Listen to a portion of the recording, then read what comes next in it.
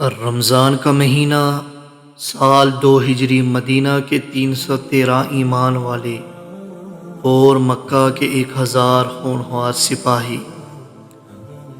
یہ وہ دن تھا جب آسمان سے فرشتے اترے، جب اللہ کے حبیب صلی اللہ علیہ وسلم نے دعا کے لیے ہاتھ اٹھائے، اور جب دنیا نے دیکھا کہ تعداد نہیں ایمان طاقت ہے۔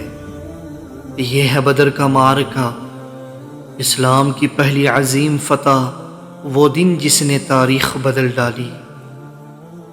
چلیے چلتے ہیں 17 رمضان کے میدان بدر میں۔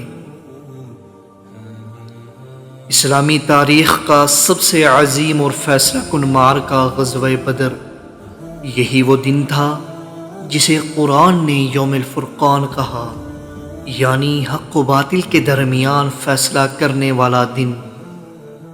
آج ہم آپ کو سنائیں گے کہ یہ جنگ کیوں لڑی گئی، اس میں کیا ہوا اور اس کے کیا نتائج نکلے۔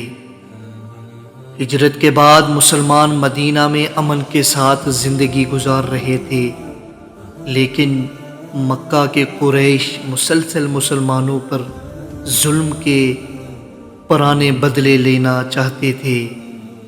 مدینہ کے مسلمانوں کا مال و اسباب مکہ میں چھوڑ دیا گیا تھا، جس پر قریش نے قبضہ کر لیا۔ رسول اللہ صلی اللہ علیہ وسلم نے قریش کے تجارتی قافلوں پر نظر رکھی تاکہ مسلمانوں کا حق واپس لیا جا سکے۔ اسی دوران ابو سفیان کا ایک بڑا قافلہ شام سے مکہ واپس آ رہا تھا، جس میں لاکھوں دینار کا مال تھا۔ مسلمانوں نے یہ قافلہ روکنے کا ارادہ کیا، لیکن ابو سفیان بچ نکلے اور مکہ میں لشکر تیار کر دیا۔ جنگ کی تیاری، قریش نے تقریباً 1000 فوجی تیار کیے۔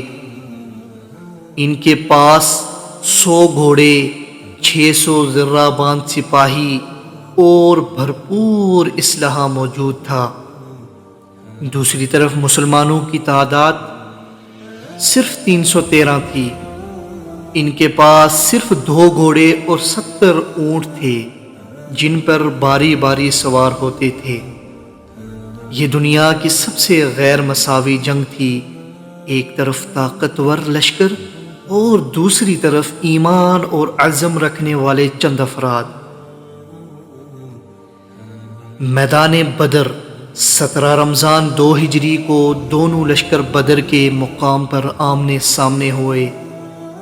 بدر مدینہ سے تقریباً 150 کلومیٹر کے فاصلے پر ہے۔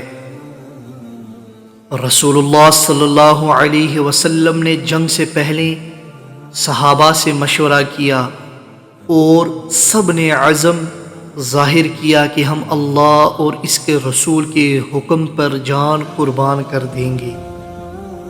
رات کو بارش ہوئی، جس سے مسلمانوں کو پانی بھی ملا اور زمین بھی مضبوط ہو گئی، جبکہ قریش کی زمین کیچڑ بن گئی۔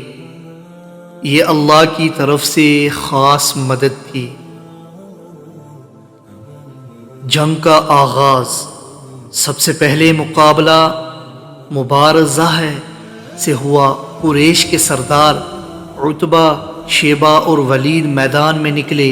ان کے مقابلے میں حضرت حمزہ، حضرت علی، حضرت عبیدہ نکلے۔ مسلمانوں نے ان سب کو شکست دی اور اس طرح معرکہ شروع ہوا۔ پھر دونوں لشکر ٹکرا گئے۔ مسلمان اللہ کی مدد اور رسول اللہ صلی اللہ علیہ وسلم کی دعاؤں کے ساتھ لڑ رہے تھے۔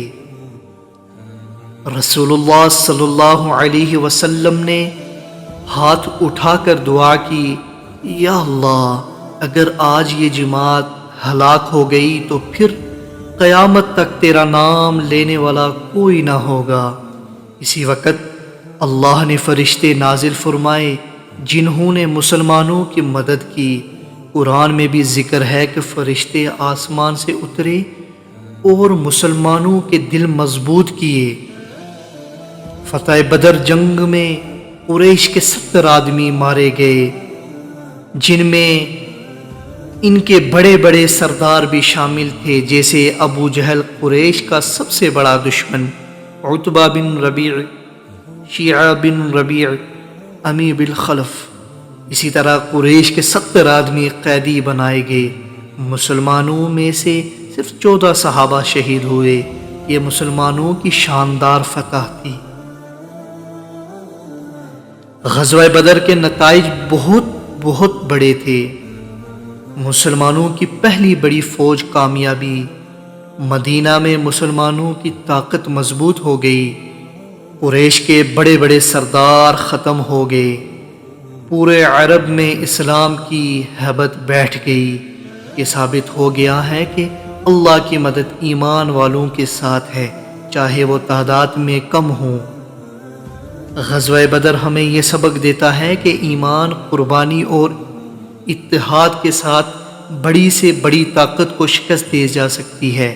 یہ صرف ایک جنگ نہیں تھی، بلکہ مسلمان اسلام کی بقا اور مستقبل کا فیصلہ تھا۔